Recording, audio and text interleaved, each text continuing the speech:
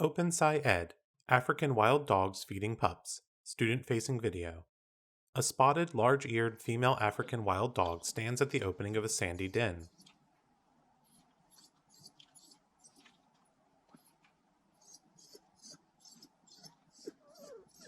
Eight small pups crawl from the den and crowd their mother. She regurgitates a large, whole piece of meat, and the pups swarm it. A male African wild dog wearing a tracking collar approaches the den's opening, and two more pups crawl out. He regurgitates another large piece of meat, and the pack of pups break into groups, tearing apart the pieces of meat. The mother attempts to eat a small scrap of meat.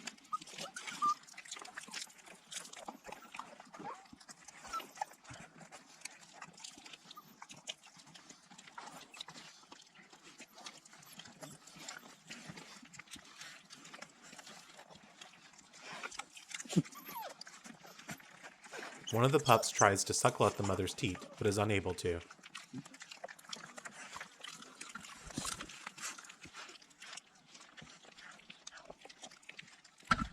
A pup eats right next to the camera, knocking it over.